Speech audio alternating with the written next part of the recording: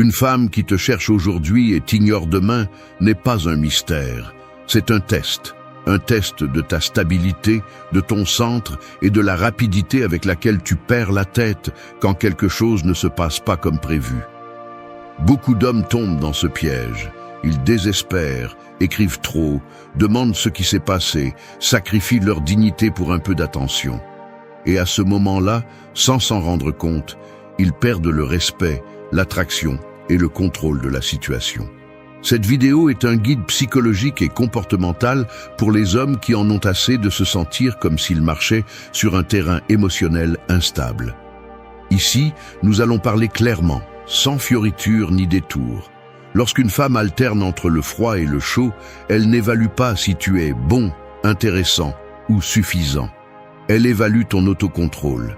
Elle observe si tu es un homme solide ou un homme qui se plie face à l'incertitude. Il ne s'agit pas de la manipuler, il s'agit d'arrêter de te manipuler toi-même avec la peur, l'anxiété et les pensées infondées. Lorsque tu réagis avec désespoir, tu éteins l'attraction. Lorsque tu maintiens ton essence, ton rythme et ta vie, tu la ravives. Tout au long de la vidéo, tu comprendras pourquoi sa distance n'est pas une sentence et comment la transformer en un avantage. Tu apprendras à te retirer sans peur, à reconstruire ta valeur de l'intérieur, à montrer des progrès sans les expliquer et à retrouver ton centre émotionnel pour que son comportement cesse de t'affecter. Reste jusqu'à la fin. Si tu écoutes ceci avec l'esprit ouvert, tu vas changer la façon dont tu réponds et quand tu changes ta réponse, tu changes toute la dynamique. Ici, tu commences à arrêter de poursuivre et tu commences à attirer. 1. Retire-toi sans peur. Marcher derrière une femme qui alterne entre proximité et distance ressemble à poursuivre ton reflet dans un miroir d'eau. Tu le touches et il disparaît. Tu l'ignores et il se reforme, plus net qu'avant. Ce mouvement n'est pas un hasard. Cette oscillation existe pour mesurer ton centre. Et ici, beaucoup d'hommes se détruisent eux-mêmes parce qu'ils confondent la distance avec le rejet, alors qu'en réalité, c'est un test de stabilité émotionnelle que tous ne passent pas. Te retirer sans peur n'est pas un acte d'orgueil, c'est un acte de pouvoir. C'est ta façon de montrer que tu ne réagis pas comme un enfant qui a besoin d'attention urgente, mais comme un homme dont le monde ne se déséquilibre pas par un silence, un changement de ton ou une réponse froide. Elle observe chaque détail. Elle observe si tu te troubles, si tu te désespères, si ton anxiété te pousse à lui écrire, à te justifier, à chercher des explications que personne n'a demandées. C'est pourquoi te retirer calmement est une déclaration silencieuse mais percutante que tu n'es pas un homme qui se brise sous la pression. Beaucoup font l'erreur de courir après elle quand elle s'éloigne. Ils envoient des messages impulsifs, essaient de résoudre un problème inexistant, cherchent une validation immédiate et pensent qu'ils récupéreront ainsi la connexion. Et tout ce qu'ils réussissent à faire, c'est de perdre le respect. Le retrait stratégique n'est pas disparaître du monde, c'est revenir à ta vie, à tes routines, à ton but. C'est montrer que ton énergie ne dépend pas de l'état émotionnel de quelqu'un d'autre. Un homme qui se retire sans peur est un homme qui ne négocie pas sa paix. Il ne poursuit pas les explications. Il ne dramatise pas son silence. Il ne s'enfonce pas dans les suppositions. Il continue simplement à avancer, et cette attitude génère un effet psychologique puissant sur elle. Soudain, elle remarque que tu n'es pas là à attendre qu'elle décide si elle te parle ou non, si elle s'approche ou non, si elle te donne de l'affection aujourd'hui et t'ignore demain. Elle remarque que tu as ton propre mouvement. Elle remarque que ta vie n'est pas gelée pendant qu'elle décide comment agir, et cela change complètement la dynamique. Il existe une vérité inconfortable mais réelle. La plupart des femmes ne s'éloignent pas parce qu'elles ne sont plus intéressées. Elles s'éloignent pour voir si tu te désarmes, si tu te brises, si tu perds ton centre. C'est un test inconscient qui révèle immédiatement si tu es un homme émotionnellement fort ou un homme qui dépend de l'attention constante. Lorsque tu ne réagis pas, lorsque tu maintiens ton pas ferme et que tu continues ta vie, quelque chose s'active dans son esprit. Elle ne pense pas, il ne m'aime plus. Elle pense, je pourrais le perdre. Te retirer sans peur signifie aussi éviter les questions qui te font paraître insécurisé. Ne dis pas, il y a quelque chose qui ne va pas? Ai-je fait quelque chose de mal? Pourquoi es-tu distante? Ces phrases détruisent l'attraction parce qu'elles montrent que tu es anxieux de récupérer quelque chose que, de ton point de vue, tu es en train de perdre. Mais si au lieu de cela, tu gardes le silence, le calme et la fluidité dans ta propre vie, elle sent qu'il y a quelque chose de différent. Elle sent que tu es un homme avec un contrôle émotionnel, avec des limites et avec une structure interne solide. C'est ici que tu te sépares de la majorité. La majorité réagit. Tu réponds. La majorité se désespère. Tu t'organises.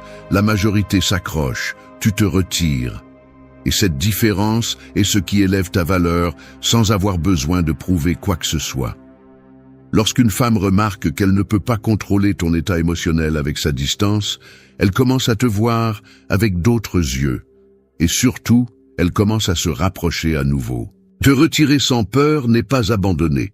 C'est montrer que ton centre est en toi, pas en elle. C'est le premier pas pour inverser la dynamique, pour récupérer le pouvoir, et pour qu'elle revienne, non pas par pression, mais par curiosité et respect. Tout commence ici. Ici, tu arrêtes de poursuivre et tu commences à attirer. 2.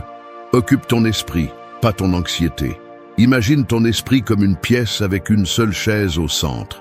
Si tu ne l'occupes pas, l'anxiété s'y installe sans demander la permission. Et une fois qu'elle s'installe, elle commence à inventer des histoires, à exagérer les silences, à interpréter les regards et à créer des tempêtes où il n'y avait qu'une légère brise. C'est exactement ce qui se passe lorsqu'une femme prend ses distances et que tu n'as pas ton esprit occupé par ta propre vie. Tu laisses de l'espace libre, et cet espace est rempli par la peur, l'imagination, le besoin, l'obsession, et rien ne détruit plus rapidement l'attraction qu'un homme gouverné par ses pensées plutôt que par son attitude. La plupart des hommes pensent que la distance d'une femme fait mal parce qu'ils la regrettent. Non, ça fait mal parce qu'ils n'ont pas assez de structure interne pour se soutenir eux-mêmes. Ça fait mal parce qu'ils ne savent pas quoi faire de leur temps ni de leur tête quand elle ne répond pas. Et ce vide mental est dangereux car il te pousse à imaginer des scénarios qui n'existent pas, à penser que tu l'as perdue, à croire qu'elle a besoin que tu insistes pour qu'elle revienne. L'anxiété te ment. L'anxiété te pousse à agir par peur. C'est pourquoi tu dois occuper ton esprit avant que l'anxiété ne le fasse pour toi. Lorsqu'une femme devient froide, ta réaction automatique est de vérifier ton téléphone plus souvent, de rester en pause en attendant qu'elle écrive, de ressentir un vide dans la poitrine, de perdre la concentration et de te retrouver piégé dans un cercle mental absurde. C'est alors que tu deviens le genre d'homme qui perd son attrait. Parce que l'anxiété ne te vole pas seulement la paix, elle te vole le pouvoir. Elle te rend impulsif, réactif, nécessiteux. Tu ne peux pas te permettre cela. Ton esprit doit être un territoire gouverné par toi, pas par les émotions du moment. Occuper ton esprit signifie que ta vie ne s'arrête pas pour quelqu'un qui est en train de décider comment bouger. Cela signifie remplir ton agenda avec de l'activité réelle et non avec des pensées. Des objectifs, la salle de sport, le travail, des projets personnels, de nouveaux apprentissages, la famille, les amis, tout ce qui construit ton identité au-delà de toute relation. Lorsque tu as une vie bien remplie, tu n'as pas de place pour l'obsession. Et lorsque tu n'es pas obsédé, ton énergie change, ta présence change, ta vibe change. Une femme ressent la différence entre un homme qui l'attend et un homme qui avance. Occuper ton esprit est aussi un acte de discipline émotionnelle. C'est choisir de ne pas rester dans la chaise vide de l'incertitude. C'est contrôler l'impulsion de vérifier les réseaux, d'analyser les messages, de chercher des indices là où il n'y en a pas. C'est revenir à ta vie chaque fois que ton esprit veut te détourner vers l'anxiété. Cela démontre la maturité. Une femme perçoit quand tu as ton propre monde et quand tu es un homme qui se tient debout. Elle perçoit quand ta vie continue de fonctionner, même si elle est froide. Et ce contraste est ce qui ravive l'intérêt. Si tu n'occupes pas ton esprit te détruit. Aussi simple que cela. Mais quand tu le remplis de but, d'action et de concentration, il n'y a pas de place pour le désespoir. Et quand il n'y a pas de désespoir, il n'y a pas de besoin. Et quand il n'y a pas de besoin, il y a de l'attrait. Parce qu'un homme qui ne perd pas la tête à cause de la distance est un homme qui dégage de la sécurité, un homme qui inspire, un homme qui attire l'attention sans la demander. Comprends quelque chose de fondamental. La distance féminine n'est pas un signal pour rester immobile en attendant. C'est un signal pour avancer vers toi, pour grandir, pour devenir plus intéressant, plus fort, plus occupé, plus concentré. Chaque minute que tu passes à penser à ce qu'elle fait est une minute que tu perds à construire ce que tu devrais être en train de faire. 3. Construis une valeur qui ne dépend pas d'elle. Il y a une vérité que la plupart des hommes connaissent trop tard. La valeur personnelle est comme une ville. Si tu ne la construis pas brique par brique, tu dépendras de quelqu'un d'autre pour la soutenir. Et quand cette personne s'éloigne, même pour quelques jours, toute ta structure s'effondre. C'est le problème quand ton estime de toi dépend de l'attention d'une femme qui est chaleureuse aujourd'hui et distante demain. Tu ne perds pas quelqu'un. Tu perds le miroir où tu reflétais ta valeur, et c'est pourquoi ça fait si mal. Non pas parce qu'elle est indispensable, mais parce que tu ne t'es pas rendu indispensable à toi-même. La confusion survient quand elle change son comportement et que soudainement tu te sens plus petit, plus insécurisé, plus douteux de toi. Mais tu ne doutes pas de toi, tu doutes de la valeur que tu croyais avoir, parce que tu l'avais construite sur la validation de quelqu'un d'autre. C'est ce qui sépare les hommes émotionnellement forts de ceux qui se brisent au moindre mouvement. Les premiers construisent leur valeur de l'intérieur, les seconds la cherchent à l'extérieur. Tu ne vas plus faire partie du second groupe. Construire une valeur qui ne dépend pas d'elle commence quand tu comprends que l'attraction féminine ne se maintient pas avec de belles paroles, ni avec un effort désespéré, mais avec une identité solide, une identité propre, une identité formée par ce que tu fais, par ce que tu es, par ce que tu construis quand personne ne te regarde. Si une femme est capable de bouleverser complètement ton état émotionnel, juste en s'éloignant un peu, cela signifie que tu n'as pas travaillé sur ta base. Tu vis sur une surface fragile, et il est temps de la renforcer. Ne confonds pas la valeur avec l'arrogance. Ce sont des choses différentes. L'arrogance crie pour être vue, la vraie valeur n'a pas besoin de faire du bruit. Elle existe dans la façon dont tu te comportes quand tu es seul, dans la façon dont tu avances, même si personne ne le célèbre, dans la manière dont tu restes ferme quand on te met à l'épreuve émotionnellement. L'homme qui a de la valeur personnelle ne rivalise avec personne. Il n'essaie pas de convaincre, il ne demande pas d'explication. Il ne réagit pas de manière exagérée à la distance. Il continue simplement d'être qui il est. Et cette constance est ce qu'une femme respecte et recherche, même si elle ne le dit jamais à haute voix. Construire de la valeur signifie travailler sur ton corps pour te voir mieux, sur ton esprit pour penser plus clairement, sur ta vie pour avoir des options, sur tes objectifs pour ne pas dépendre d'un message, pour te sentir complet. Cela signifie avoir une direction, avoir des standards, avoir des limites. Cela signifie savoir que tu peux perdre n'importe qui, sauf toi-même. Et quand tu arrives à ce point, le jeu change. Elle le perçoit. Les femmes sentent toujours quand un homme a une valeur authentique et quand il fait semblant d'être sûr de lui pour les impressionner. Tu ne peux pas les tromper avec ça. Pas du tout. Le comportement froid et chaud révèle souvent quel type d'homme tu es vraiment. Si elle s'éloigne et que tu t'effondres, ta valeur était superficielle. Si elle s'éloigne et que tu restes serein, ta valeur est légitime. C'est pourquoi ce point est crucial. Elle peut changer son attitude autant de fois qu'elle le souhaite, mais si tu restes stable, elle comprend que ton monde ne tourne pas autour d'elle. Et quand une femme ressent cela, quand elle sent que tu es complet sans avoir besoin de son attention, le respect apparaît. Et le respect est le moteur de l'attraction véritable. Construire de la valeur implique aussi de ne pas faire d'elle le centre de ta vie. Ta vie doit être remplie d'expériences, de croissance, de défis, de discipline, de réalisation.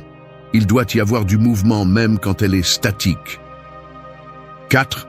Transforme sa distance en ton avantage. La distance d'une femme fonctionne comme une ombre projetée sur le mur. Tandis que tu essaies de l'attraper avec tes mains, elle s'échappe. Mais dès que tu restes immobile et en contrôle, l'ombre cesse de bouger et révèle ce qui se passe réellement. C'est exactement ce qui se passe quand elle s'éloigne sans raison apparente. Sa distance n'est pas un mur, c'est un miroir. Et selon ta réaction, ce miroir te montre si tu agis par peur ou par pouvoir. La plupart des hommes interprètent la distance comme une menace, comme un signe que quelque chose ne va pas, comme un avertissement qu'ils vont la perdre.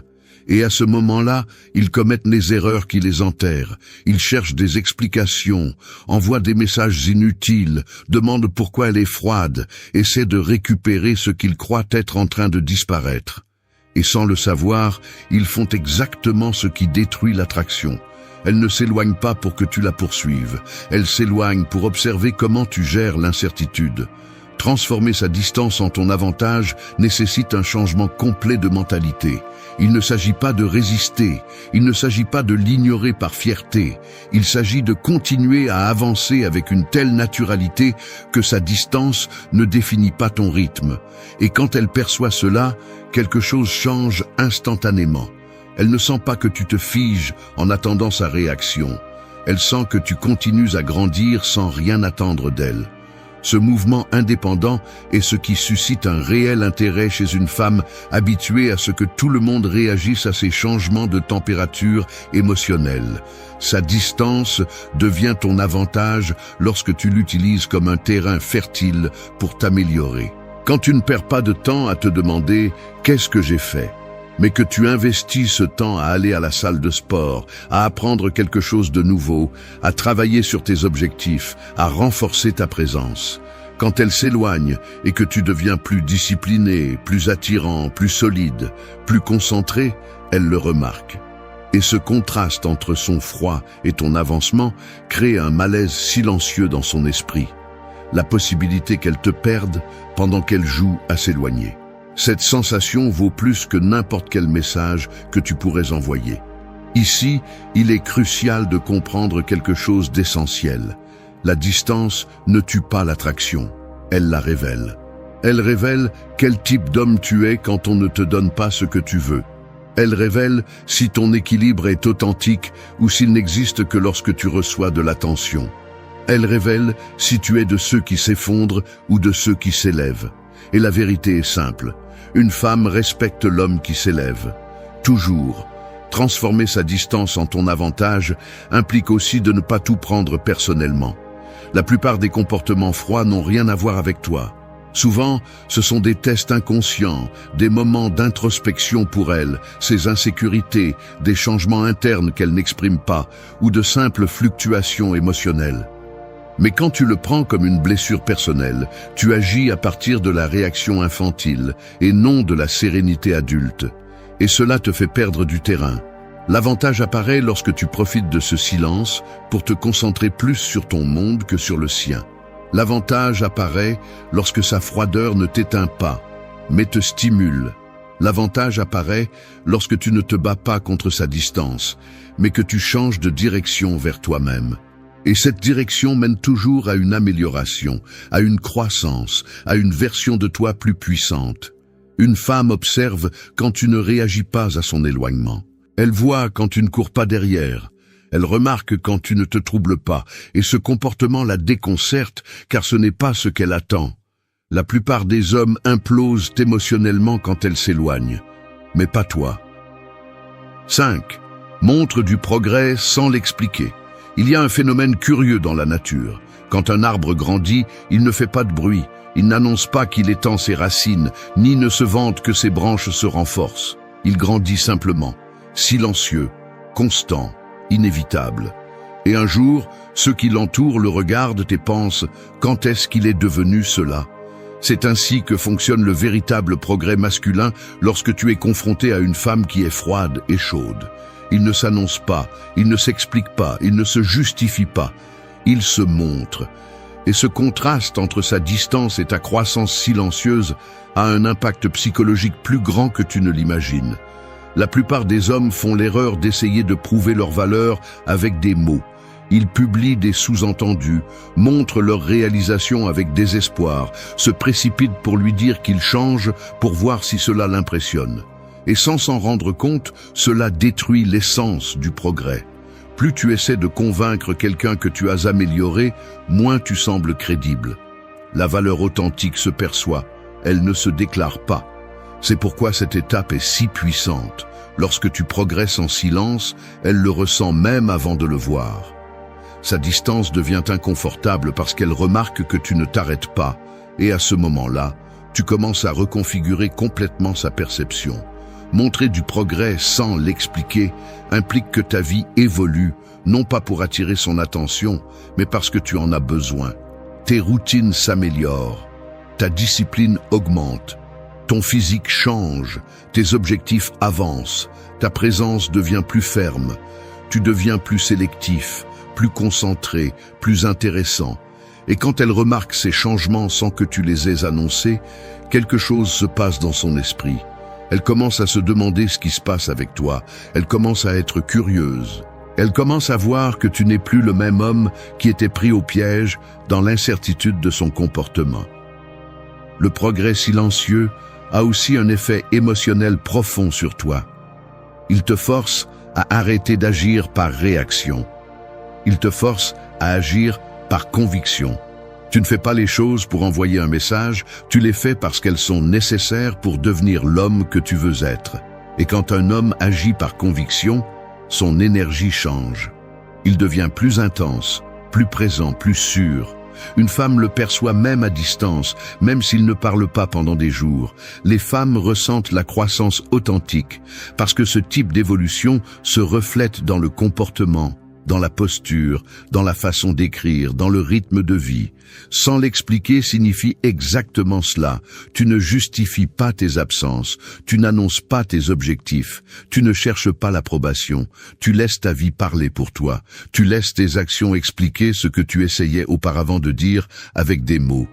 Et cela te donne un avantage qu'elle ne peut ignorer. La plupart restent coincés dans un cycle de stagnation émotionnelle pendant que tu progresses en silence. Ce contraste est puissant, il est réel, il est attrayant. Quand elle se rapproche à nouveau, parce qu'elle le fera tôt ou tard, elle va rencontrer un homme différent de celui qu'elle a laissé en attente. Elle va remarquer que tu n'étais pas arrêté. Elle va remarquer que tu as grandi, que tu as changé, que tu t'es amélioré, que tu n'avais pas besoin d'elle pour évoluer. Cette découverte suscite un respect immédiat. Et le respect ouvre toujours la porte à une nouvelle attraction qui ne dépend plus du jeu froid-chaud, mais de la force qu'elle perçoit en toi. Montrer du progrès signifie aussi que tu t'éloignes du besoin de prouver. 6. Sois subtilement imprévisible. L'attraction fonctionne comme un feu de camp. Si tu t'approches trop, tu l'étouffes. Si tu t'éloignes trop, elle s'éteint. Mais lorsque tu maintiens un rythme imprévisible juste au bon endroit, la flamme grandit sans que tu aies à la souffler. C'est ce que font les hommes qui savent gérer la psychologie féminine sans tomber dans des jeux absurdes. Ils ne deviennent pas des acteurs ni des manipulateurs, ils permettent simplement que leur énergie ne soit pas prévisible. Et cette imprévisibilité stratégique est l'une des forces les plus puissantes lorsque tu as affaire à une femme qui est chaude aujourd'hui et distante demain. Être subtilement imprévisible ne signifie pas disparaître sans raison, ni agir avec immaturité. Ce n'est pas ignorer, ce n'est pas punir, ce n'est pas faire la même chose qu'elle fait pour voir si ça fait mal. C'est un comportement d'enfant. Ce que tu vas appliquer est une forme mature d'imprévisibilité basée sur un principe simple. Cesser d'être un homme dont le comportement peut être anticipé. Quand elle sait exactement comment tu vas réagir, elle perd de l'intérêt. Quand elle ne sait pas, elle devient curieuse. Et la curiosité est le moteur principal qui fait qu'une femme revient sans que tu aies à lever le petit doigt. La plupart des hommes sont trop linéaires. Si elle écrit, ils répondent immédiatement. Si elle s'éloigne, ils se désespèrent. Si elle montre de l'affection, ils se donnent complètement. Si elle devient froide, ils entrent en crise. C'est un comportement prévisible, plat, ennuyeux. Il n'y a pas de mystère, il n'y a pas de contraste, il n'y a rien qui retienne son attention. Elle sait exactement ce qui va se passer, et cela tue l'attraction sans que tu t'en rendes compte. Être subtilement imprévisible, c'est ajuster ta présence. Parfois être présent calmement, d'autres fois continuer ta vie sans être disponible tout le temps. Parfois répondre avec énergie, d'autres fois brièvement. Parfois écrire en premier, d'autres fois ne pas écrire du tout. Non pas parce que tu suis des règles, mais parce que tu n'es pas émotionnellement attaché à chaque mouvement qu'elle fait. Cette indépendance naturelle crée une imprévisibilité authentique. La clé est de ne pas chercher à ce qu'elle réagisse. La clé est de vivre de manière si active, concentrée et équilibrée que tes actions ne suivent plus le rythme de ses émotions, mais le rythme de ta vie.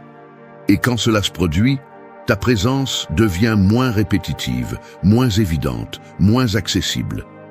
Tu deviens un homme qui a son propre flux, son propre agenda, ses propres intérêts, ses propres temps. Cela déconcerte une femme qui est habituée aux hommes qui tournent autour d'elle. L'imprévisibilité subtile implique également que tu ne donnes pas toujours le même type d'attention. Parfois tu es chaleureux, parfois tu es calme. Parfois tu approfondis la conversation, parfois tu gardes une distance émotionnelle sans justification. Cet équilibre crée un contraste qui active un instinct psychologique en elle, le besoin de te comprendre. Et quand une femme veut te comprendre, elle veut se rapprocher. Mais voici le plus important, l'imprévisibilité ne fonctionne pas si tu la simules. Elle doit naître d'un style de vie réel. Si tu deviens imprévisible avec une intention manipulatrice, elle le sent. Si tu deviens imprévisible parce que tu es plein d'activités, d'objectifs, de mouvements et de buts, elle le sent encore plus. L'authenticité est toujours perçue. Et tu veux qu'elle perçoive la force, pas une stratégie bon marché. 7. Maintien des standards fermes. Une relation sans standard est comme une maison sans fondation. Tu peux la décorer, tu peux la peindre, tu peux la remplir de meubles coûteux, mais au premier tremblement, elle s'effondre complètement. C'est ce qui se passe quand un homme n'a pas de limite, ne sait pas ce qu'il mérite et accepte n'importe quel comportement pour ne pas perdre une femme. Elle ne te respecte pas, non pas parce qu'elle est mauvaise, mais parce qu'elle remarque que tu ne te respectes pas. Les standards ne sont pas des règles rigides, ils sont la structure émotionnelle qui t'empêche de devenir quelqu'un de manipulable, d'insécurisé ou de désespéré. Ils sont le filtre qui sépare ce qui te construit de ce qui te détruit. Quand une femme agit de manière froide et chaude, la première chose qu'elle observe n'est pas ta réaction immédiate, mais combien tu tolères, combien d'instabilité tu permets. Combien d'incohérences tu laisses passer, combien d'inconsistances tu es prêt à accepter sans rien dire. Un homme qui permet trop devient un homme facile à manipuler. Un homme qui sait où sont ses limites est un homme qui ne se plie pas, même quand il aime quelqu'un. Et cette fermeté est magnétique. Maintenir des standards fermes ne signifie pas être agressif ou contrôlant. C'est avoir une clarté totale sur la façon dont tu souhaites être traité et ce que tu ne vas pas accepter, peu importe à quel point elle est belle ou combien tu es intéressé. Cela signifie que tu ne tolères pas le manque de respect, que tu ne reçois pas des miettes émotionnelles, que tu n'acceptes pas des excuses constantes, que tu ne justifies pas des comportements qui te blessent. Cela signifie que tu n'es pas disponible pour quelqu'un qui n'apparaît que quand cela lui convient. Tu n'es pas une station où l'on arrive quand il fait froid et que l'on abandonne quand il y a du soleil. Ta présence est un privilège, pas une échappatoire émotionnelle. Beaucoup d'hommes baissent leurs standards par peur de la perdre, et c'est là que la tragédie se produit. La peur détruit toutes les limites. Elle te fait accepter des choses qui vont à l'encontre de tes valeurs. Elle te fait justifier des froideurs, des absences, des mauvais traitements ou des attitudes ambiguës. Elle te fait penser que, si je supporte un peu plus, elle reviendra aussi chaleureuse qu'avant. Mais ça ne fonctionne pas comme ça. Quand tu baisses tes standards, elle baisse son respect. Quand tu maintiens tes standards, elle augmente son intérêt. Un standard ferme et simple. Tu ne cours pas après quelqu'un qui n'est pas présent. Tu n'insistes pas là où il n'y a pas de réciprocité. Tu ne restes pas dans un cycle émotionnel qui t'épuise. Tu n'es pas là pour être une deuxième option. Et le plus important, tu ne permets pas que son comportement détermine ta valeur.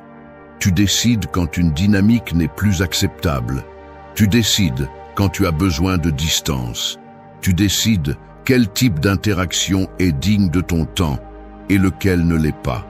La fermeté ne se démontre pas avec des mots, elle se démontre avec des décisions, avec des actions qui montrent que ton bien-être passe avant tout. Quand elle s'éloigne sans explication, tu ne demandes pas désespérément ce qui se passe. Quand elle te répond de manière froide, tu ne compenses pas en étant plus tendre.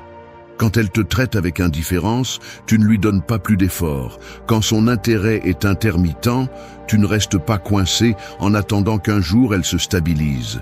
Tu te stabilises, tu fixes le rythme, tu décides quelle place elle occupe dans ta vie. Quand elle voit que tu as des standards, que tu n'acceptes pas d'être traité de n'importe quelle manière, que tu te donnes ta place non pas à partir de l'ego, mais à partir de la dignité, quelque chose change dans sa perception. Elle commence à comprendre qu'elle ne peut pas jouer avec tes émotions, qu'elle ne peut pas disparaître et revenir comme si de rien n'était, qu'elle ne peut pas tester ta tolérance infinie parce que tu ne l'as pas. Elle commence à voir que tu n'es pas comme les autres. 8. Contrôle tes émotions avant d'agir. Les émotions internes fonctionnent comme un cheval sauvage. Si tu le montes sans savoir comment le gérer, il te renverse. Si tu le ligotes trop fort, il se blesse et devient plus indomptable. Mais quand tu apprends à le diriger avec calme et fermeté, il devient ta force la plus puissante. De la même manière, fonctionne l'esprit masculin quand une femme est froide un jour et chaude le lendemain. L'impulsion naturelle te pousse à réagir, à écrire, à exiger de la clarté, à chercher des réponses immédiates. Mais chaque réaction impulsive est comme lâcher le cheval juste au moment où il a le plus besoin de guidance. Et ce dérèglement est ce qui détruit le plus l'attraction. L'homme qui ne contrôle pas ses émotions tombe dans les mêmes erreurs encore et encore. Il écrit de longs messages pour clarifier. Il demande des explications qu'elle ne compte pas donner. Il désespère quand elle met du temps à répondre. Il se compare aux autres hommes. Il a peur de la perdre. Il agit par panique, par doute, par manque. Et elle perçoit tout ce tourbillon émotionnel, même si tu ne le verbalises pas. Les femmes ressentent l'énergie d'un homme instable, et l'instabilité émotionnelle est l'antidote parfait contre l'intérêt. Contrôler tes émotions avant d'agir ne signifie pas réprimer ce que tu ressens. Cela signifie le diriger. Cela signifie comprendre que la première impulsion est presque toujours la pire. La réaction immédiate est celle qui naît de la peur. La réponse réfléchie naît de la force. Et tu as besoin de devenir un homme qui répond, pas un homme qui réagit. Cette transition est ce qui sépare un homme émotionnellement mature d'un homme émotionnellement dépendant. Quand elle se distancie, ton premier réflexe peut être de lui écrire. Ne le fais pas. Quand elle répond sèchement, ton réflexe peut être de lui montrer de l'affection pour compenser. Ne le fais pas. Quand elle se montre indifférente, ton réflexe peut être de demander pourquoi. Ne le fais pas. Chacune de ces actions révèle une insécurité, pas un intérêt véritable. Elle révèle que tu es plus préoccupé par la peur de la perdre que par le maintien de ton propre centre. Et cette préoccupation excessive est exactement ce qui éteint l'attraction. Le contrôle émotionnel implique d'attendre, laisser la première vague se calmer, penser avant d'agir, respirer avant d'envoyer un message, reconnaître que tes émotions ne peuvent pas prendre le contrôle. La plupart des hommes qui perdent une femme ne la perdent pas à cause de ce qu'ils ressentent, mais à cause de la façon dont ils agissent quand ils ressentent. L'émotion ne te détruit pas, la réaction si. Contrôler tes émotions signifie aussi interpréter son comportement d'un point de vue rationnel, pas émotionnel. Si elle est distante, cela ne signifie pas qu'elle t'a déjà oublié. Si elle est froide, cela ne signifie pas qu'elle ne se soucie pas de toi. Si elle met du temps à répondre, cela ne signifie pas qu'elle t'a remplacé. Mais quand tu es émotionnellement déréglé, ton esprit crée des histoires négatives sans fondement. et ces histoires te poussent à agir de manière à l'éloigner. La clarté émotionnelle te permet de voir les choses telles qu'elles sont, pas comme ton anxiété veut que tu les vois. L'attraction féminine repose sur un principe simple. L'homme émotionnellement stable gagne toujours. L'homme émotionnellement impulsif perd toujours. Une femme peut être complexe, changeante, émotionnelle, mais ce qu'elle cherche chez un homme, c'est l'équilibre. Quelqu'un qui ne s'effondre pas à cause d'un changement d'attitude. Quelqu'un qui garde le contrôle même en situation d'incertitude. Quelqu'un qui ne fait pas d'un petit éloignement un drame. Quelqu'un qui a suffisamment d'intelligence émotionnelle pour ne pas saboter la connexion. Une question peut être une arme. Elle pénètre directement dans ton esprit, sans permission, cherchant à bouger tes émotions pour voir si elles parviennent à te briser. Toutes les questions ne veulent pas de réponse. Certaines veulent ton équilibre. Elles veulent ton doute. Elles veulent ta réaction. C'est le problème des questions manipulatrices. Elles arrivent déguisées en intérêt, en préoccupation ou en affection. Mais leur véritable objectif est simple, mesurer combien de contrôle elles ont sur toi. Es-tu sûr? Pourquoi es-tu comme ça? As-tu un problème avec moi? Ne serait-ce pas de ta faute? Crois-tu vraiment que tu peux? Chacune est conçue pour te faire vaciller, pas pour te comprendre. C'est pourquoi cette vidéo existe, pour t'apprendre à protéger ton esprit lorsque quelqu'un essaie d'y entrer avec une intention cachée, pour que tu ne tombes pas dans les provocations émotionnelles, pour que tu ne donnes pas d'explications que tu ne devrais pas, et pour que tu puisses répondre depuis ton centre, pas depuis l'insécurité. Ici, nous parlerons clairement, sans fioriture, avec le ton que la réalité exige, ferme, sérieux et conscient. Parce que la manipulation ne se combat pas en étant gentil, mais en étant stable. Et un homme qui maîtrise son silence, sa réaction et sa limite, est quelqu'un que personne ne peut bouger avec une simple phrase. Si tu es ici, c'est parce que tu en as assez que de petites questions aient du pouvoir sur toi. Cette vidéo te montrera comment le récupérer. Elle t'apprendra à identifier le piège, à garder ton calme et à ne permettre à personne de définir ta valeur, ton émotion ou ta direction. Reste. C'est ce qui te manquait pour arrêter de tomber dans les jeux émotionnels et commencer à répondre comme quelqu'un qui ne se laisse plus contrôler. 1. Identifie l'intention réelle derrière leurs questions. Certaines questions sont comme des portes que quelqu'un ouvre sans toucher. Tu es tranquille dans ton espace mental, et soudain, une voix entre comme si elle avait le droit d'être là. Elle ne vient pas pour te comprendre, elle vient pour vérifier à quel point ta stabilité est forte, à quel point il est facile de bouger tes émotions, et jusqu'où elles peuvent aller sans que tu le remarques. C'est pourquoi la première étape est d'apprendre à voir au-delà des mots et à lire l'intention qui se cache derrière. Toutes les questions ne sont pas innocentes, et tu le sais.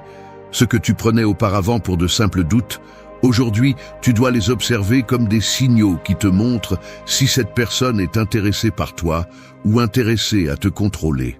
Quand quelqu'un te pose une question qui te met mal à l'aise, qui te fait te sentir coupable ou qui te fait sentir que tu dois te justifier, arrête-toi une seconde et analyse pourquoi il a dit cela. Cherchait-il à éclaircir quelque chose ou cherchait-il à te déstabiliser? La manipulation émotionnelle est rarement directe, elle est subtile, presque élégante. Elle se cache derrière des phrases comme « je ne fais que demander »,« je veux juste comprendre »,« ne te fâche pas mais ou c'est pour ton bien ». Identifier l'intention est un acte de lucidité, et la lucidité naît lorsque tu cesses de réagir automatiquement. Pense à combien de fois tu as répondu à une question qui ne méritait pas de réponse. Combien de fois tu as essayé d'expliquer quelque chose que personne n'avait le droit de remettre en question? C'est là que tu perds du pouvoir sans t'en rendre compte. Parce que le manipulateur ne veut pas d'informations, il veut observer ta réaction, il veut voir si tu doutes, si tu te justifies, si tu te brises. Quand il reconnaît qu'il peut te bouger émotionnellement, il a déjà l'avantage. C'est pourquoi il est si important que tu écoutes au-delà du ton et au-delà des mots.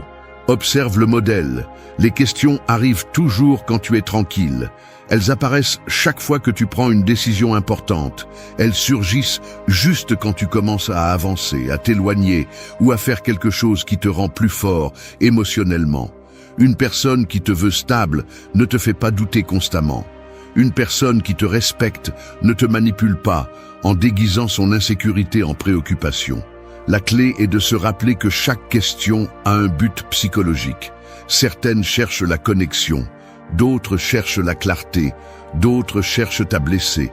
Et les plus dangereuses sont celles qui cherchent à te faire remettre en question ton propre jugement. Parce que quand elles réussissent à te faire douter de toi, tu deviens manipulable, tu commences à consulter, à justifier, à demander l'approbation sans t'en rendre compte. Et là, ton autonomie mentale commence à s'éroder peu à peu. Un homme qui se protège émotionnellement regarde l'intention avant la phrase. Si quelqu'un te demande pourquoi tu es si distant, l'interprétation dépend de l'histoire. Te le demande-t-il parce qu'il veut se rapprocher ou parce qu'il veut reprendre le contrôle qu'il a perdu quand tu as cessé d'être prévisible? Si quelqu'un te dit « tu es sûr que tu n'exagères pas », demande-toi s'ils sont vraiment intéressés par ton bien-être ou s'ils veulent minimiser ta perception pour que tu reviennes à leur rythme. Lire l'intention est ta défense la plus puissante. Parce que quand tu comprends pourquoi on te pose une question, tu ne tombes plus dans le piège de répondre par nécessité. Tu réponds avec clarté.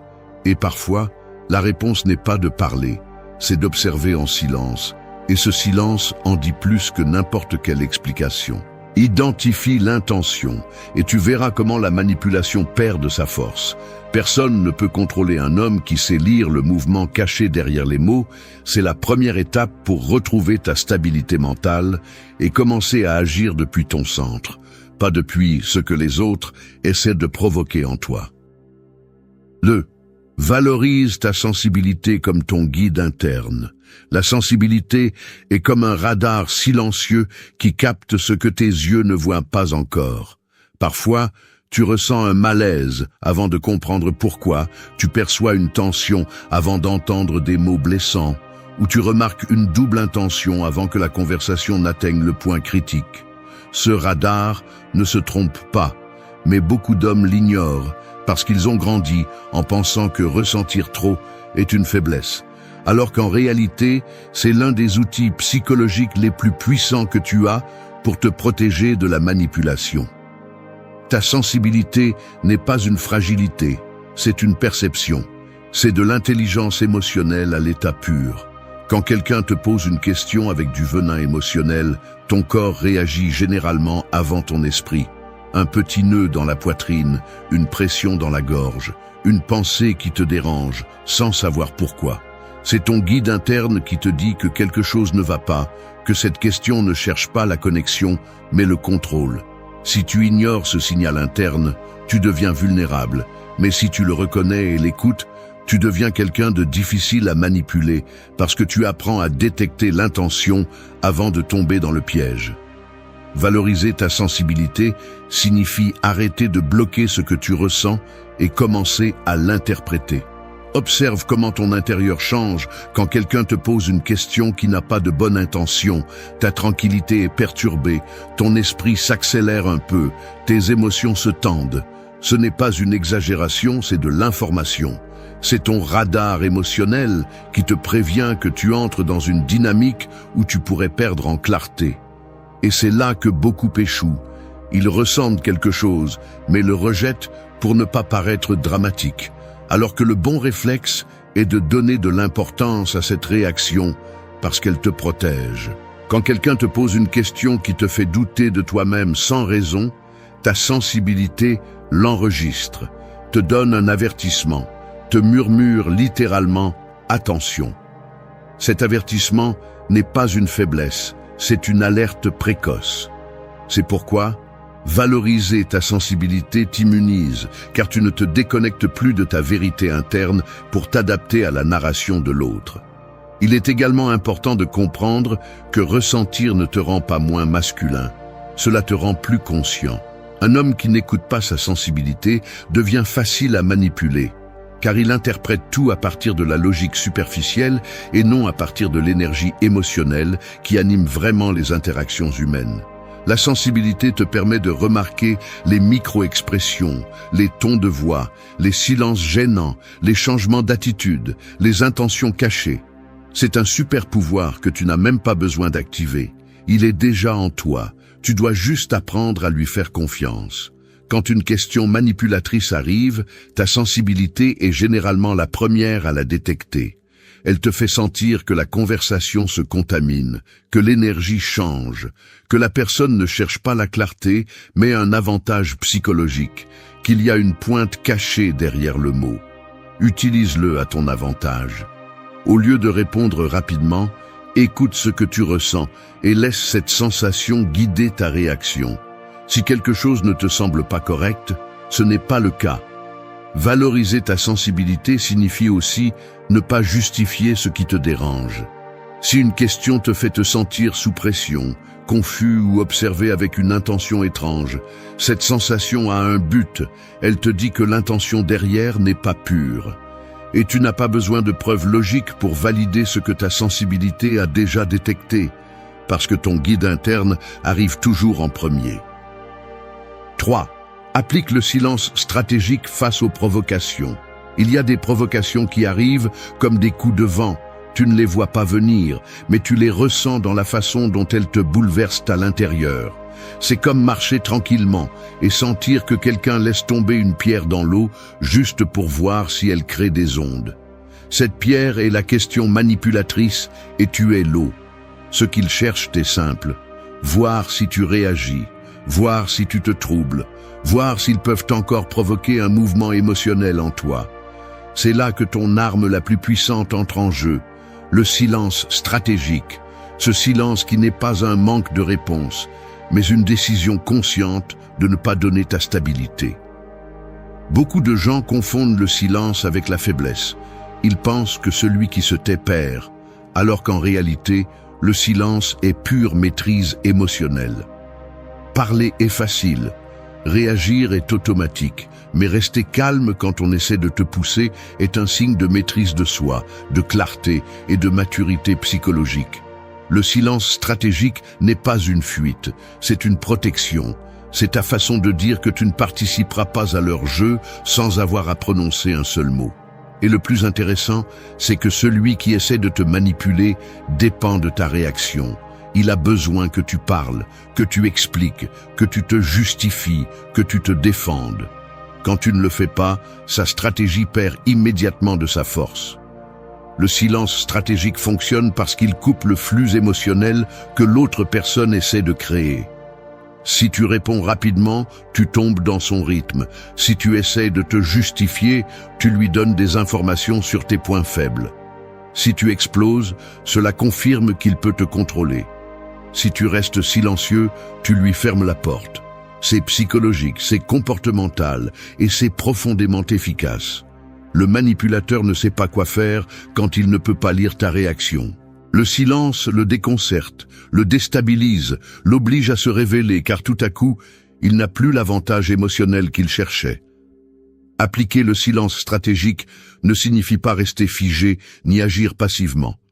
Cela signifie observer avant de répondre, respirer avant de réagir, analyser avant de te laisser provoquer. Quand quelqu'un te pose une question avec une intention cachée comme « Pourquoi es-tu comme ça ?», tu exagères sûrement. Qu'est-ce qui te prend maintenant? Ou tu ne devrais pas te sentir comme ça? Ton silence leur montre qu'ils n'ont plus accès à ton esprit, que tu contrôles le rythme et que tu n'entreras pas dans des dynamiques qui épuisent ton énergie. Il est également important de comprendre que le silence stratégique n'est pas une indifférence froide, c'est de l'auto-soin. C'est te choisir avant le conflit. C'est protéger ton énergie au lieu de la donner. C'est agir depuis ton centre au lieu d'être emporté par les émotions de l'autre. Quand quelqu'un se rend compte qu'il ne peut plus te perturber, la dynamique change complètement. Tu cesses d'être une personne qui réagit et tu deviens quelqu'un qui décide comment et quand répondre. Appliquer le silence stratégique donne également à l'autre personne l'espace pour montrer qui elle est vraiment. Si sa question était sincère, elle respectera ton calme. Si elle était manipulatrice, elle insistera, se sentira mal à l'aise, fera pression ou changera d'attitude. Le silence révèle l'intention de l'autre sans que tu aies à faire quoi que ce soit. C'est un outil psychologique qui met la vérité sur la table sans effort. Celui qui maîtrise le silence maîtrise la provocation, et celui qui maîtrise la provocation maîtrise sa vie émotionnelle. Parce que personne ne peut contrôler un homme qui sait rester immobile quand on veut le bouger, personne ne peut manipuler quelqu'un qui ne réagit pas impulsivement, et personne ne peut déstabiliser celui qui a appris à utiliser le silence comme sa défense la plus intelligente. 4. Maintiens tes limites sans les expliquer. Il y a des limites qui fonctionnent comme une clôture électrique, non pas parce qu'elles font mal, mais parce qu'elles rendent clair qu'elles ne doivent pas être franchies. Une personne peut s'approcher, observer, essayer de la contourner, voire te provoquer pour voir si tu l'éteins toi-même, mais si cette clôture reste ferme, tôt ou tard, ils comprennent qu'ils ne peuvent pas y entrer. Tes limites fonctionnent de la même manière. Elles sont cette barrière invisible qui protège ta dignité, ton temps, ton énergie et ta stabilité mentale. Le problème survient lorsque tu essaies de les expliquer, parce qu'au moment où tu justifies une limite, tu l'affaiblis automatiquement et tu la transformes en quelque chose de négociable. La manipulation émotionnelle grandit sur le terrain où tu sens que tu dois expliquer pourquoi tu te protèges. Et non, tu n'as pas à expliquer quoi que ce soit. Si quelqu'un est contrarié parce que tu ne lui donnes pas un accès total à ta vie, c'est un reflet de ses besoins, pas de tes obligations. Maintenir des limites sans les expliquer est un acte de force intérieure et de clarté mentale, car tu dis sans mots, je décide jusqu'où ton influence va dans ma vie. Et cette phrase, même si tu ne la prononces pas, se ressent. Quand une personne avec une tendance manipulatrice rencontre quelqu'un qui pose des limites sans se justifier, elle se déstabilise. Ils étaient habitués à avoir un accès libre à tes émotions, à ton temps ou à tes décisions. Et tout à coup, ils trouvent une porte fermée. La réaction est généralement prévisible. Ils commencent à poser des questions comme « Pourquoi es-tu comme ça ? Qu'est-ce que je t'ai fait ? Pourquoi es-tu distant ? Ou pourquoi ne fais-tu plus confiance ?» Ils ne cherchent pas à comprendre, ils cherchent à te faire sentir coupable de te protéger. Ta tâche n'est pas de leur expliquer quoi que ce soit, c'est de maintenir ta limite. Une limite expliquée se transforme en débat. Une limite maintenue sans mots devient une réalité immuable. Quand tu dis simplement « je ne peux pas, je ne veux pas » ou « ce n'est pas le moment » sans entrer dans les détails, tu envoies un message psychologique profond « tu n'as pas accès à ma vulnérabilité ». Et cela, pour celui qui cherche à te contrôler, est une perte de pouvoir qu'il ne tolère pas facilement. C'est pourquoi ils insisteront, questionneront ou essaieront de te sortir de ton centre. Ne tombe pas dans ce piège. Tes limites n'ont pas besoin de longues introductions, ni de discours sur tes émotions, ni de manuels d'instruction. Elles ont besoin de cohérence, elles ont besoin de fermeté, elles ont besoin de répétition, sans modification. Si tu expliques toujours pourquoi tu dis non, ce que l'autre personne entend, c'est « essaie un peu plus, et peut-être que je céderai ». Si tu maintiens ta limite sans te justifier, l'autre personne comprend, tôt ou tard, que cette limite est réelle, pas une invitation à discuter. Il est également important que tu comprennes quelque chose de clé, tes limites ne sont pas là pour contrôler quelqu'un, elles sont là pour te contrôler toi. Elles ne sont pas là pour manipuler le comportement des autres, elles sont là pour protéger ta tranquillité. Les maintenir sans les expliquer t'évite de t'épuiser émotionnellement en essayant de convaincre les autres que ton bien-être est valide. Souviens-toi que les bonnes personnes respectent tes limites sans te demander d'explications. Les mauvaises personnes te demandent des explications parce qu'elles ne pensent pas les respecter. C'est la différence. Quand quelqu'un essaie de franchir une de tes limites avec des questions manipulatrices, ce qu'ils espèrent, c'est que tu te justifies. Quand tu maintiens tes limites avec fermeté et sans explications inutiles, quelque chose change en toi. Tu deviens solide, tu deviens clair, tu deviens quelqu'un qui ne se déplace plus par peur, culpabilité ou pression. Et quand tu changes, la manipulation se désintègre. Parce que personne ne peut contrôler un homme qui maintient ses limites sans s'excuser de les avoir. 5. Libère-toi de la culpabilité qui n'est pas la tienne. La culpabilité d'autrui fonctionne comme un sac à dos que quelqu'un essaie de te faire porter sans que tu t'en rendes compte. Tu marches, tu avances, tu travailles sur toi-même, et soudain, cette personne te dit une phrase qui pèse plus lourd que n'importe quel fardeau physique. Elle ne te dit pas ouvertement que tu es responsable de ce qu'elle ressent, mais elle le suggère avec une précision chirurgicale, comme si le malaise émotionnel qu'elle porte en elle était de ta faute. Ce sac à dos ne t'appartient pas, mais si tu n'y prends pas garde, tu finiras par le porter pendant des jours, des semaines ou des mois. Et c'est exactement ce qu'ils cherchent, que tu portes un poids émotionnel qu'ils ne sont pas prêts à porter. La culpabilité est l'outil préféré de la manipulation émotionnelle. Non pas parce qu'elle est bruyante, mais parce qu'elle est efficace. Lorsqu'une personne réussit à te faire sentir coupable, elle obtient un accès direct à ton comportement. Tu deviens plus conciliant, plus vulnérable, plus disposé à faire des choses que tu ne veux pas faire juste pour soulager ce malaise artificiel. C'est pourquoi tu dois apprendre à identifier quand la culpabilité vient de toi et quand elle vient des autres. Il y a des personnes qui, au lieu d'assumer leur responsabilité, préfèrent la transférer. Quelque chose les dérange, et ils te disent « Je ne sais pas ce qui ne va pas chez toi, mais tu me fais te sentir mal », alors que le problème n'est pas ton attitude, mais leur interprétation. Ou ils te disent « J'ai pensé que tu te souciais plus », essayant de te faire sentir que tu ne donnes pas assez, alors qu'en réalité, il n'y a jamais eu d'accord clair sur ce que tu devrais donner. Ou ils te lancent des phrases comme « Je m'attendais à plus de toi », qui sonnent constructives, mais qui sont conçues pour te faire douter de ta valeur. Chacune de ces phrases est une tentative de placer sur tes épaules un poids qui ne t'appartient pas. Te libérer de la culpabilité d'autrui nécessite deux choses, la clarté et le courage. La clarté pour reconnaître que tu n'es pas responsable des émotions, des décisions ou des réactions des autres. Et le courage de ne pas tomber dans le jeu du sauvetage, cette impulsion à tout réparer pour que l'autre personne ne se sente pas mal. Cette impulsion est ton ennemi, car elle te pousse à porter des culpabilités qui ne sont pas les tiennes, juste pour maintenir la paix, alors que la véritable paix vient de rester fidèle à toi-même sans craindre de décevoir les autres. Tu n'es pas responsable de ce que quelqu'un invente dans sa tête.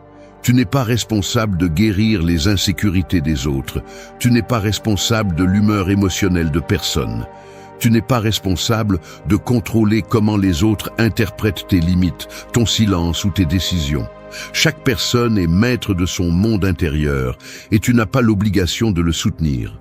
Te libérer de la culpabilité signifie aussi arrêter l'habitude de t'excuser pour tout. Combien de fois as-tu demandé pardon juste pour éviter un conflit alors que tu n'avais rien fait de mal ? Combien de fois as-tu assumé le rôle de pacificateur émotionnel pour que l'autre personne n'explose pas, même si cela signifiait avaler ton malaise? Chaque excuse injustifiée renforce l'idée que tu es coupable, même quand tu ne l'es pas. Lorsque quelqu'un essaie de te manipuler en utilisant la culpabilité, n'explique pas, ne te défends pas et ne porte pas ce qui ne t'appartient pas. Observe, respire. Reconnais le schéma. Si la personne répète ce comportement chaque fois qu'elle n'obtient pas ce qu'elle veut, alors elle ne cherche pas le dialogue, elle cherche le contrôle émotionnel. C'est le moment exact où tu dois lâcher le sac à dos avant qu'il ne pèse plus lourd. Lorsque tu arrêtes de porter les culpabilités des autres, quelque chose change profondément en toi. Tu récupères de l'espace mental, tu récupères ta dignité, tu récupères ta clarté. La culpabilité cesse d'être une chaîne et devient un signal qui te rappelle que ta valeur ne dépend pas de la satisfaction des attentes injustes. 6. Avance sans chercher l'approbation externe. L'approbation externe est comme un miroir placé par d'autres personnes, un miroir qui ne reflète pas qui tu es, mais qui ils espèrent que tu sois. Tu te regardes dedans et ton image change selon l'humeur, l'intention ou l'insécurité de celui qui le tient. Un jour tu te vois fort, le lendemain tu te vois insuffisant, non pas parce que tu as changé, mais parce qu'ils ont bougé le miroir. Et si tu dépends de ce reflet pour avancer, tu es condamné à marcher dans la vie sans direction propre, guidé par des opinions étrangères qui n'ont pas à définir ton chemin. Chercher l'approbation est un piège silencieux. Cela commence par quelque chose de petit. Tu veux éviter de décevoir quelqu'un, tu veux qu'il comprenne tes décisions, tu veux qu'il valide ta façon de penser. Mais peu à peu, ce désir devient une dépendance. Tes mouvements deviennent plus doux, tes décisions plus incertaines, tes limites plus souples. Tu deviens quelqu'un qui agit pour ne pas déranger, pour ne pas provoquer, pour ne pas perdre l'acceptation. Et c'est là que la manipulation trouve son terrain parfait. Quand quelqu'un sait que tu cherches l'approbation, il sait exactement où appuyer. Il te pose des questions conçues pour te faire douter de toi-même, comme sûrement tu ne devrais pas penser comme ça. Ne penses-tu pas que tu te trompes? Ou avec cette attitude, tu n'iras pas loin. Ce ne sont pas des conseils, ce sont des hameçons émotionnels. Ils cherchent à voir si tu changes ta position juste pour éviter de te sentir en désaccord avec eux. Ils cherchent à vérifier si ton jugement dépend du leur. Et si tu tombes dans ce piège, tu perds ton pouvoir interne instantanément. Avancer sans chercher l'approbation externe signifie retrouver ton autonomie mentale. Cela signifie agir selon tes principes, pas selon les attentes des autres. Cela signifie prendre des décisions sans attendre d'applaudissements et les maintenir sans craindre la critique. L'approbation ne doit pas être ton carburant, elle doit être un simple bruit de fond. Si elle arrive, tant mieux. Si elle n'arrive pas, tu continues à avancer de la même manière. Cela implique aussi de comprendre que tu n'as pas à expliquer ton évolution à personne. Il y a des gens qui vont te questionner simplement parce que ta croissance les dérange, parce que tu te diriges vers un endroit où ils ne peuvent plus te manipuler, influencer tes émotions ou contrôler tes décisions. Quand tu avances sans demander la permission, leur insécurité est exposée. Et c'est pourquoi ils te posent des questions comme « Qu'est-ce qui t'arrive ? Pourquoi tu changes ? Pourquoi tu n'es plus le même ?» Ils ne cherchent pas à te comprendre, ils cherchent à ce que tu reviennes au point où tu étais plus manipulable. Pour arrêter de chercher l'approbation, tu dois accepter quelque chose de fondamental. Tout le monde ne comprendra pas ton chemin, et ils n'ont pas à le faire. Ta vie n'est pas une assemblée publique où tout le monde vote sur tes décisions. Ta vie est à toi. Et si chaque pas que tu fais est conditionné par ce que les autres pensent, tu ne construiras jamais une identité solide.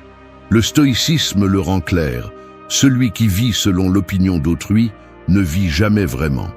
Quand quelqu'un te pose des questions avec l'intention de juger ton avancement, ne réponds pas par le besoin d'être approuvé. Réponds à partir de ta clarté, même si cette clarté est un simple « j'ai déjà décidé » ou « ce n'est pas un sujet à discuter ». Tu n'as pas à justifier ta croissance, ni tes limites, ni tes choix. Les gens qui te respectent comprennent que ton jugement a de la valeur. Les gens qui te manipulent ont besoin que tu doutes de lui pour maintenir leur influence sur toi. Avancer sans chercher l'approbation signifie aussi tolérer l'inconfort émotionnel de ne pas plaire à tout le monde. Et c'est bien. Tu n'es pas ici pour plaire au monde. Tu es ici pour évoluer. Tu es ici pour être quelqu'un qui s'écoute lui-même avant les opinions qui tentent de le modeler. 7. Reconnais quand c'est un dialogue et quand c'est une manipulation. Reconnaître la différence entre un dialogue et une manipulation est comme apprendre à distinguer entre une corde et un serpent dans l'obscurité. À première vue, ils semblent être la même chose, mais l'un te sert à avancer et l'autre te mord quand tu t'y attends le moins. Beaucoup de gens parlent, posent des questions et conversent, mais tous ne le font pas avec clarté ni avec respect. Certains utilisent leurs mots comme des ponts pour se connecter, d'autres les utilisent comme des pièges pour dominer. Et si tu n'apprends pas à identifier cette différence, tu finiras par t'engager dans des conversations qui t'épuisent, qui te confondent et qui te font te sentir petit sans raison. Le dialogue est horizontal. La manipulation est verticale. Dans un dialogue, les deux parties cherchent à se comprendre, même si elles pensent différemment. Dans la manipulation, une partie cherche à ce que tu renonces à ta clarté pour t'aligner avec son besoin. Et l'outil le plus courant pour y parvenir sont les questions déguisées en intérêt. Des questions qui ne veulent pas savoir ce que tu ressens, elles veulent le modeler. Elles ne veulent pas comprendre ton point de vue, elles veulent l'affaiblir. Elles ne veulent pas converser, elles veulent contrôler la narration. Quand une conversation est un dialogue, tu ressens de l'espace. Tu peux parler sans peur, tu peux penser librement, tu peux dire non sans culpabilité. Mais quand c'est une manipulation, tu ressens de la pression, de l'inconfort, de la confusion, comme si chaque mot que tu disais était utilisé contre toi ou interprété de la manière la plus pratique pour l'autre. C'est le premier indicateur que ton corps te signale avant ton esprit. L'inconfort soudain n'est pas une exagération, c'est de l'intuition. L'un des signes les plus clairs de manipulation est lorsque la personne n'écoute pas vraiment tes réponses. Elle te pose des questions, mais elle interrompt, minimise, change de focus ou te met dans un coin émotionnellement pour obtenir la réaction qu'elle désire. Elle ne s'intéresse pas à ce que tu dis, elle s'intéresse à ta réaction.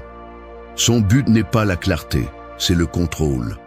En revanche, dans un dialogue authentique, tes réponses ont de la valeur, elles génèrent de la réflexion, elles construisent une connexion. Un autre signe important est le schéma émotionnel que la conversation génère. Si chaque fois que tu parles avec cette personne, tu finis par te sentir coupable, douteux, anxieux ou avec le sentiment que tu dois te défendre, tu n'es pas dans un dialogue, tu es manipulé.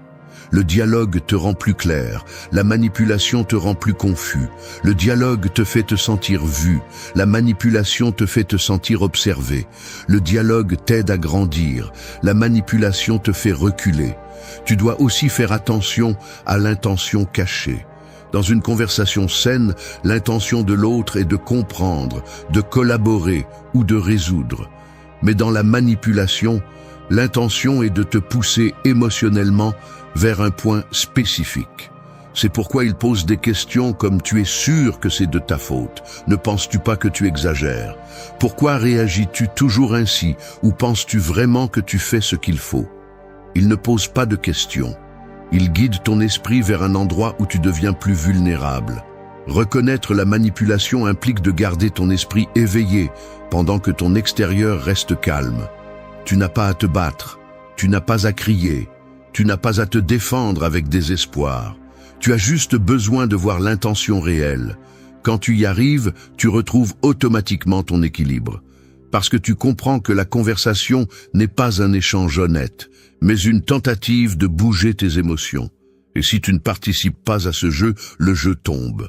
Le dialogue et la manipulation utilisent des mots, mais produisent des effets complètement différents.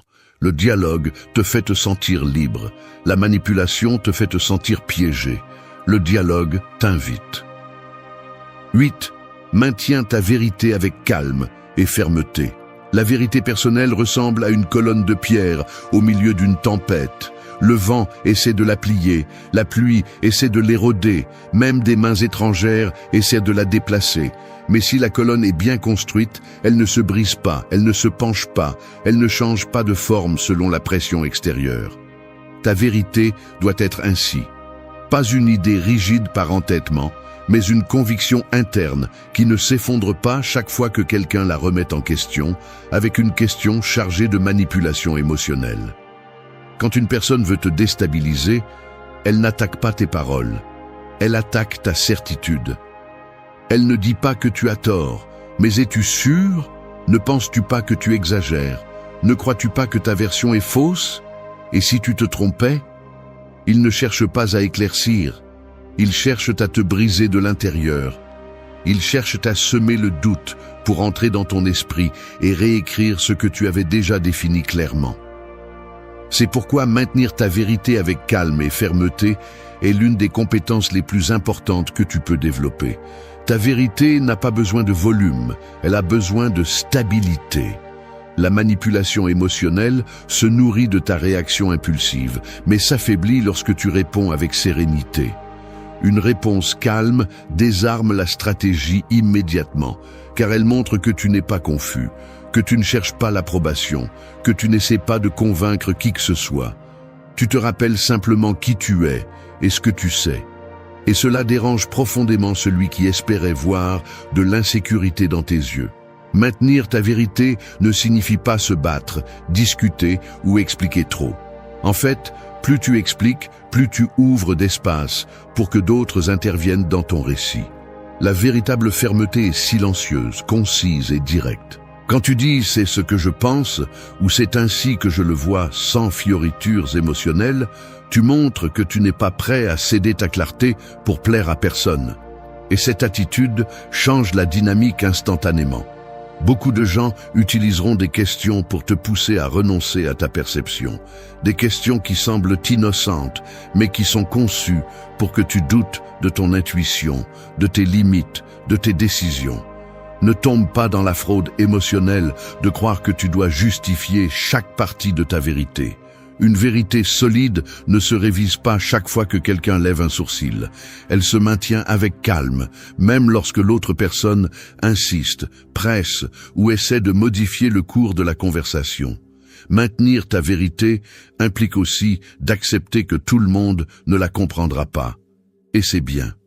Tout le monde n'a pas ton contexte, ton expérience, ta sensibilité ou ta capacité de discernement.